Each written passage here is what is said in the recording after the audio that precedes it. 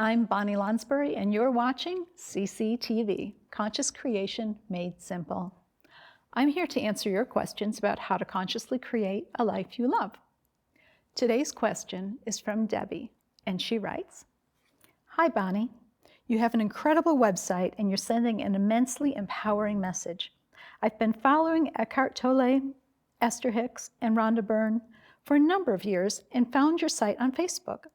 I learned so much from all of those teachers, and I'm learning a great deal from you as well. I intend to take my life to the next highest level. But I have not been able to overcome one major obstacle in my life, my unworthiness. I'm 47 years old, and I have a 17-year-old daughter whom I've raised by myself for the past 9 years. I've been a nurse for 24 years, obtained a bachelor's degree in nursing, and recently completed my master's degree. I am the nurse manager of critical care at our hospital. I have a beautiful, spacious apartment that's secure and safe, nestled in a small community.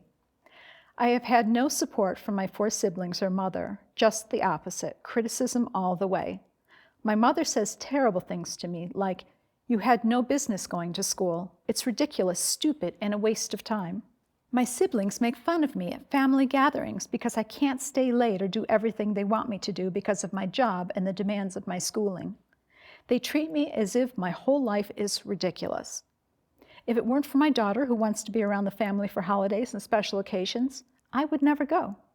How can I believe one thing in one area of my life only to have others beat me down and steal my esteem in another? I want to move into the life I intend, but at every step, I hear them. I haven't been able to have a relationship with a man, which I desperately crave, and the loneliness is so thick, it affects every aspect of my life. To see me, you would never know I feel this way.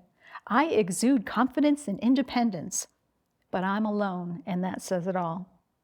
Thank you for taking the time to read this. I'm so thankful for you and your website. Love, Debbie." Oh, Debbie, I feel your pain, and it's not just your pain. I believe unworthiness is at the core of the majority of the world's issues today. You were just one of the brave souls who actually talks about it. And you did so eloquently, even pointing out that no one would guess this about you. And again, I think that's true of so many. We do create our entire reality. And if we believe we aren't worthy, there's no amount of flowing energy or positive thinking that will bring us the realities we seek, until the time that we fully believe we're worthy. But the good news is we can change our sense of unworthiness. We can not only theoretically know we're worthy, we can heal the damage and change the resonance until we believe on the deepest subconscious level that we are indeed worthy. How do you do that? Well, it's a process. For me, the process has taken decades, but every step I take towards totally worthy provides a bit more success, happiness, self-love, and freedom. Now, obviously, it's a bit more complex than I have time for in this 5-minute episode, but I'll give you the high points. The first thing I would suggest is that you do some serious work with your inner child. Think about it. Where do you think we get our sense of unworthiness in the first place? It was from our parents and other authority figures in our childhood and our adolescence. This doesn't mean our parents were bad or wrong, or even that they didn't love us. Most parents do the best they can do, and most parents were also damaged in childhood. And as the saying goes, hurt people hurt people. If your parents were shamed or damaged, chances are pretty good that they shamed and damaged you. They didn't mean to, they just didn't know how not to. I suggest you do a meditation to connect with the younger yous. Go back in time to that little girl who's 3 or 5 or 8 or whatever years old, and let your higher self help you to find the right age to work with. And talk with her. Let her experience the shameful, painful things that happened to her, without judging her, without explaining, or without even comforting. Just be there for her. Let her cry and rant and rave and get angry and throw things and do all the things she wasn't allowed to do back then. And just be there. Honor her feelings. Encourage her to feel them fully. Hold her if she'll let you. Love her regardless. And when she's fully spent, Bring your higher self in to spend the night with her. Watch as your higher self wraps your child self in love and light and cradles and cuddles and provides a safe, warm, love-filled cocoon for her to heal. You may have to repeat this meditation a number of times before you begin to feel the changes in your child self and in you. You'll also want to repeat the same meditation for your adolescent self as well. If you had a particularly rough and abusive childhood, it may very well pay off to get some professional help.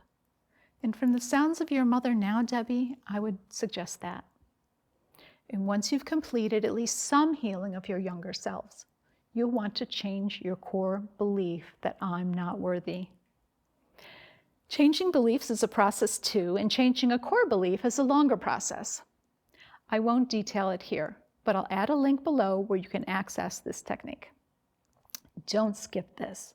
I know it doesn't seem like changing a belief will make that much difference. It will. Trust me on this. Changing beliefs changed my life over and over and over again, and continues to.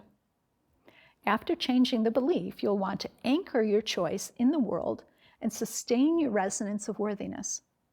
You do this by taking self-loving action. For those who've lived a lifetime feeling unworthy, this is probably the hardest step to take. What might that look like? Well, perhaps making time for you to do something you love each and every day. Taking care of your body with healthy food, supplements, body work, etc. Surrounding yourself with beauty and other things that feel good to you. And keeping company with supportive and loving people. And you already know this, Debbie, but that family of yours is neither. There's nothing wrong with demanding respect from anyone. And if you don't get it, love yourself enough to say, no, I deserve better, and walk away. I know that's hard, but it's necessary.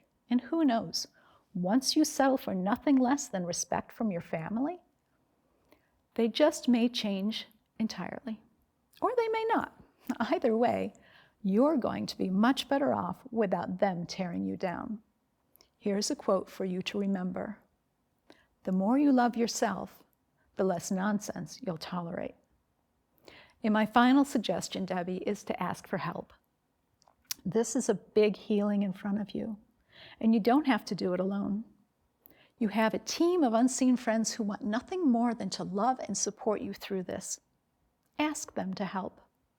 Every morning or evening, simply say, higher self and the rest of my unseen friends, please help me to know and accept and believe in my worthiness. I will do the work, but I would really appreciate your help in getting there. Help me lift what I cannot lift alone. Help me heal what I cannot heal alone. Thank you. The changes will seem subtle at first, but eventually you'll find yourself feeling more and more worthy. And as you move ahead with consciously creating your beautiful life, including that beautiful partner, your reality will reflect that. Now, I'd love to hear from you. Have any of you ever felt unworthy or undeserving? What helped you heal and move beyond that untrue belief? Come on over to livealifeyoulove.com and share your experiences. Also, I'd love to know if you liked this video. If you did, please like it, subscribe to this channel, and share it with your friends. And don't forget to sign up to receive email updates at livealifeyoulove.com. Thank you so much for watching, and remember, you are far more powerful than you know. Make a commitment to yourself to discover that power and to consciously create a life you love.